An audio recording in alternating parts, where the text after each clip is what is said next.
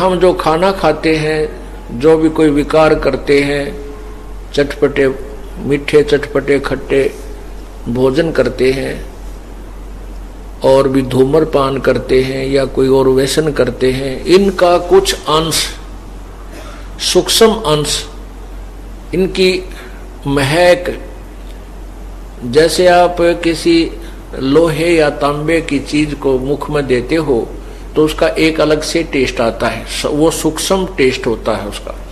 ऐसे ही एक सूक्ष्म टेस्ट जो हमारे सूक्ष्म शरीर के अंदर, वो स्वाद उसमें समा जाता है सूक्ष्म शरीर में। ये स्थूल शरीर यहीं रह जाता है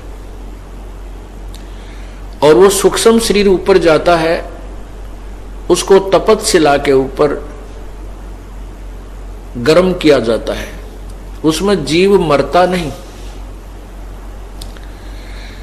जीव मरता नहीं, लेकिन वो सूक्ष्म शरीर को इतना गर्म कर दिया जाता है कि वहां ये जीव तौबा बोल जाता है, हाहाकार मचाता है, बहुत बुरी तरह तड़फता है, रोता है, चिल्लाता है।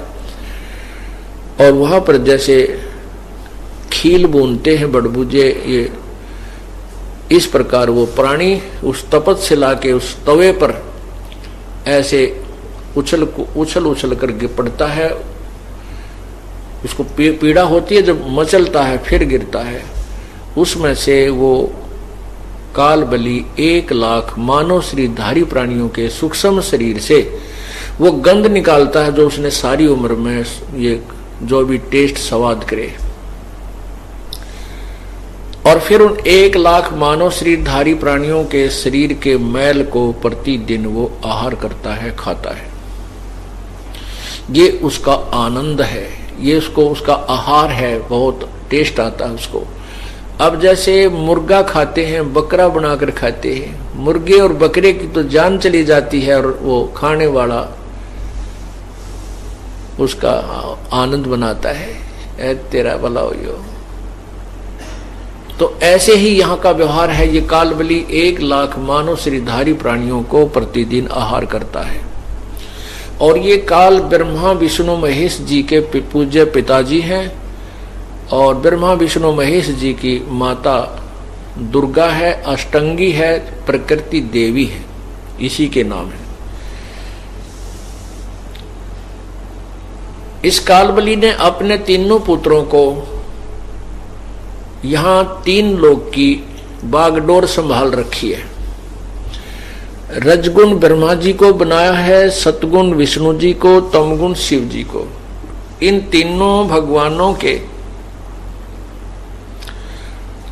अपने अपने कार्य हैं। ब्रह्मा रजोगुण हमारे मानव प्राणियों, हर प्राणी के अंदर, मनुष्य है चाहे अन्य प्राणी है, उनके अंदर एक ऐसी प्रेरणा उत्पन्न हो जाती है रजोगुण से कि वो संतान उत्पत्ति करने की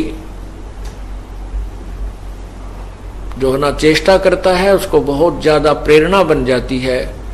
और फिर सुख सुविधाएं, यहाँ के सुख, कार, कोठी, बंगले, बढ़िया कपड़े, ये रजोगुण से प्रभावित होकर ही प्राणी यहाँ प्राप्त करने की चेष्टा करता है। और ये रजोगुण ब्रह्मा जी के कारण होता है। और सतगुण विष्णु जी है। सतगुण विष्णु जी की क्या गुण से क्या प्रभाव बनता है, सतगुण से क्या प्रभाव होता है प्राणी पर, कि ये आपस में मोह ममता में रहता है। सतिथि इसी से रहती है कि ये मेरा पुत्र है, ये मेरी पुत्री है, ये मेरा भाई है, ये मेरी बहन है और ये मेरे पिता है, माता है और ये मेरी संपत्ति है। फिर उसमें जो आपस में जो अट्रैक्शन है, जो ये सतिथि बनाए रखने के लिए जो आपस में लगाव है, ये सतोगुण के प्रभाव से ऑटोमेटिकली होता है। ये जीव के बस की बात नहीं है। जैसे जिस व्यक्ति ने शराब पी रखी है तो उसके बस की बात नहीं कि वो ठीक बोल रहा है या ठीक कदम रखा है, वो अपने आप टेढ़ा मेढ़ा बोल चला कर है और उसकी जुबान भी अपने आप ही ऐसी ही लड़खड़ा कर बोलती होती है। वो विवश है क्योंकि उसको नशा हो चुका है। जैसे किसी को इंजेक्शन लगा दिया जाए या किसी को नशे की गोली दे दी जाए, गोली खाए वो टेबलेट, तो उससे भी उसको ऐसा ही हो जाता है। ठीक इसी प्रकार शिव जी जो है ये तमोगुण युक्त है, और तमोगुण के प्रभाव से ये प्राणी आपस में लड़ मरता है, झगड़े करता है, गुस्सा हो जाता है।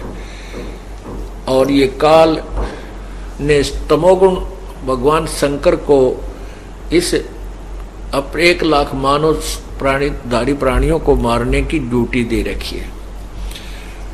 अर्थात तमोगुण शिव भगवान जो है ये हमारा संहार करता है।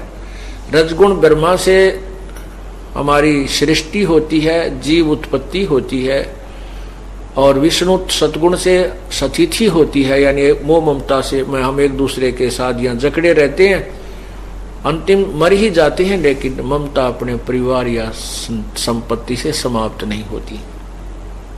ये जीव के बस की बात नहीं है। ये तो परमात्मा कबीर जी की एंटीबायोटिक गोलियां यानी नाम जाप सिमरन सेवा ज्ञान ग्रहण किया जाएगा तो ये हमारे हृदय से ये ममता भी हटेगी, रजोगुण भी कम हो जाएगा, तमोगुण में भी हमारे अंतर होता चला जाएगा। थोड़ा समय लगता है, बहुत दीर्घ रोग है ये हमारे, इसको बहुत लंबा ट्रीटमेंट है, अंतिम श्वास तक उपचार इसका चलेगा। अंतिम श्वास तक हमने सावधान रहना होगा। ये नहीं समझना कि हम जैसे 2-4 वर्ष भगत सत्संग में आने से ज्ञान सुनने से वो ये सोच बैठे कि मैं बिल्कुल ओके हो गया हूँ, सत्संग में आने की आवश्यकता नहीं है। नहीं, सत्संग में आपने आखिरी दम तक ही, आखिरी सांस तक भी कोशिश हो तो आइएगा, भगवान दया करें तो अवश्य आते रहिएगा, क्योंकि सत्संग से ज्ञान होता है। और हम संसारिक लोगों के साथ रहते हैं, वहाँ हमारी अंतःकरण में कुछ अवश्य मैल लग जाता है। चाहे हम कितने ही अच्छे व्यक्तियों में रहें तो भी मैल हमारे अंतःकरण में लगेगा।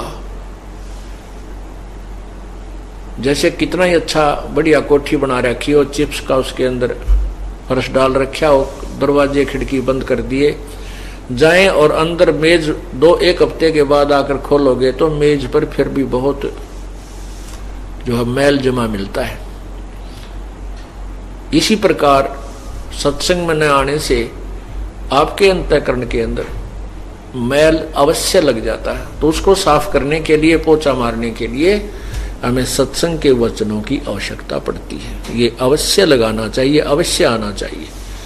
जैसे कपड़ा प्रतिदिन पहनने से मैला होता है तो फिर उसको डेली साबुन लगावे, साबुन पानी से धोए तो स्वच्छ हो जाता है। ठीक इसी प्रकार हमारे अंतःकरण में प्रतिदिन अवश्य कुछ ना कुछ मैल जमता है। हम प्रतिदिन धोते रहेंगे तो वो कपड़ा उज्जवल रहेगा, अर्थात हमारे अंतःकरण में चाह परमात्मा की बनी रहेगी।